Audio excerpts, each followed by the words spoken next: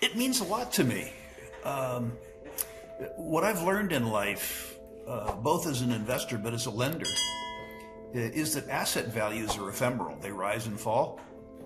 But obligation, debt, is fixed, and money good. Specifically, the debt to GDP number is relevant because it means that if we had the replay of a circumstance like 2008, a liquidity crisis, our ability for credit markets to allow us to print our way out of the difficulty, to increase liquidity through quantitative easing, gets less and less.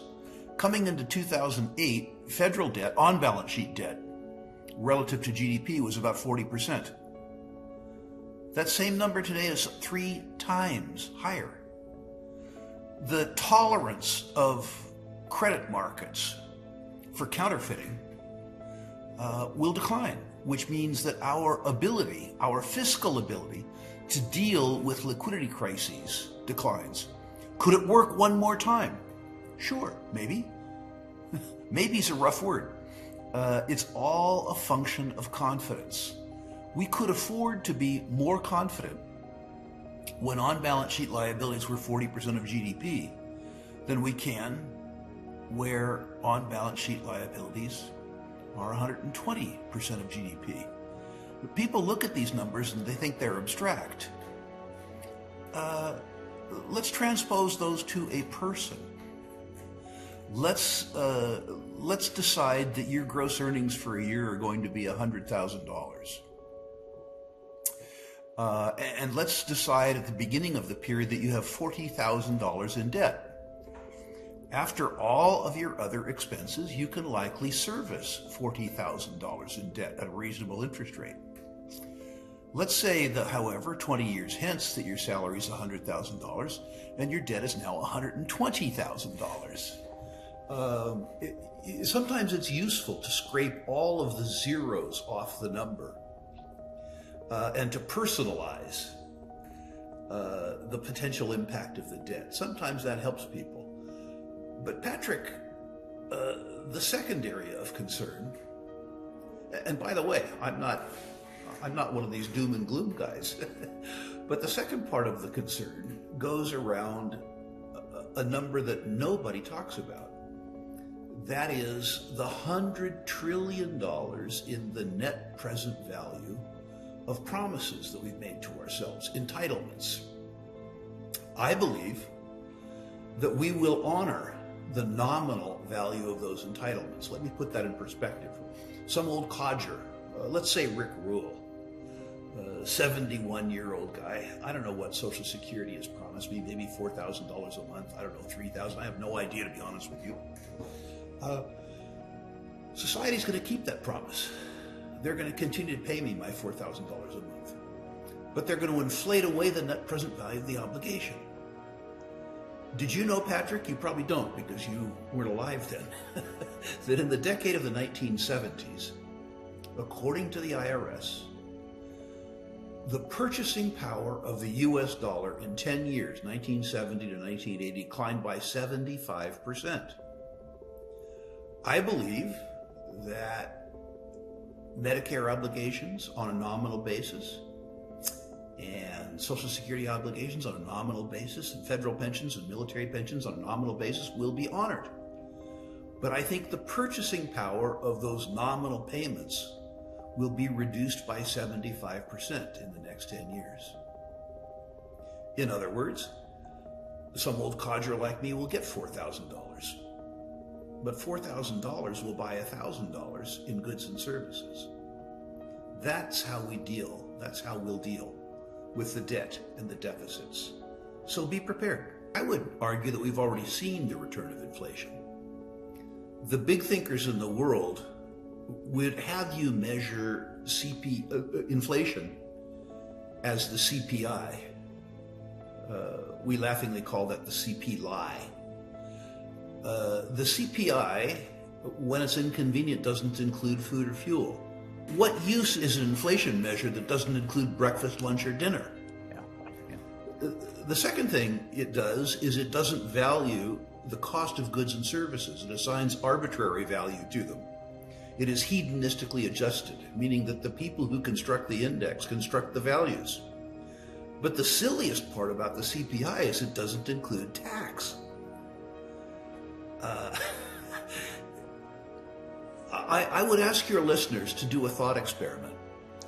Take the period, if you will, 2000 to 2024, and ask yourself whether your cost of living has increased at 2.6% or some higher number. I would suggest that if you measure inflation personally, and you describe it as the deterioration in the purchasing power of your savings and investments, that the purchasing power of the US dollar is declining by more like 7.5% compounded. Over the last 4 years, Patrick, well, you don't live in the United States, so maybe it isn't fair to ask you. Has gasoline gone up 2.6%?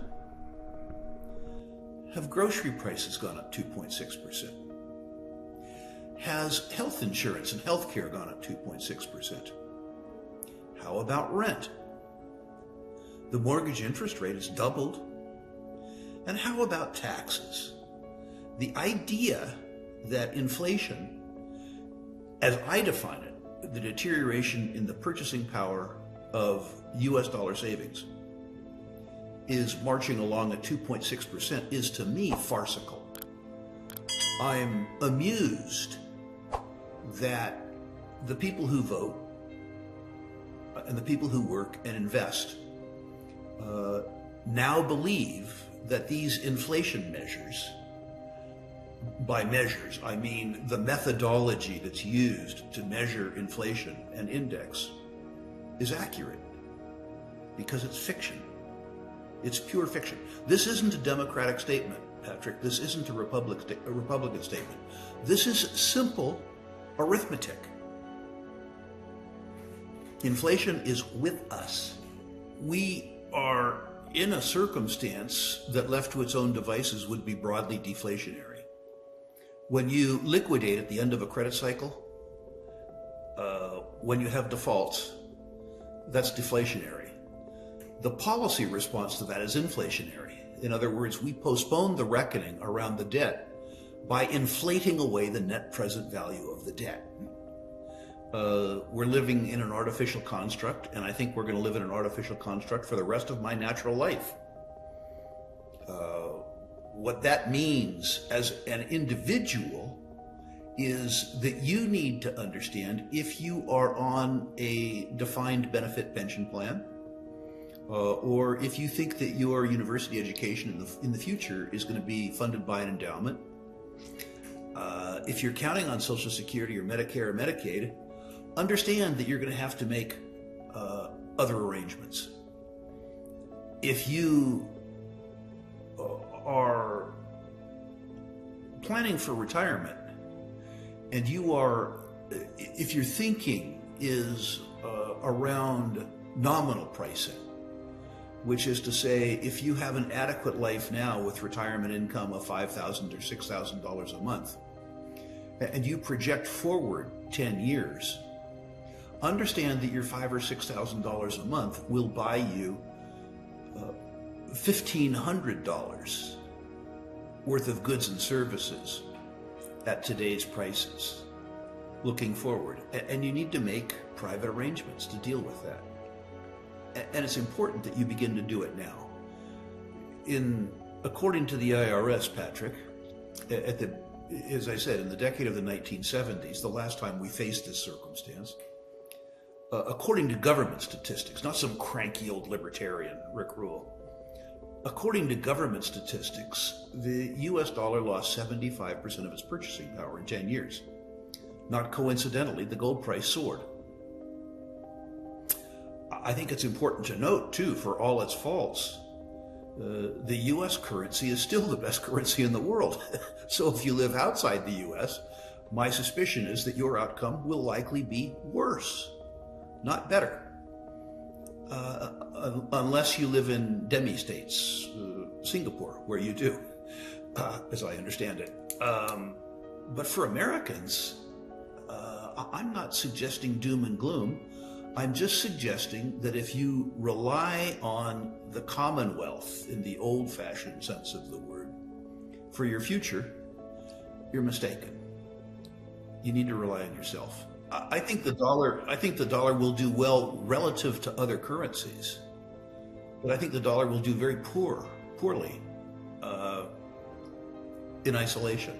Let's look at the arithmetic around the U.S. 10-year Treasury, Patrick, in answer to your question. The Treasury pays you 4.4%. And if you believe the CPI stated rate of inflation at 2.6, you're getting a 2.2% real yield. Not great, not bad. You know you're going to get paid, because if they need to, they can print to pay you. But if you change your inflation assumptions to reflect real arithmetic, what you see then is that the purchasing power of your yield and your principal is declining by 7.5% compounded. Now that's brand new arithmetic.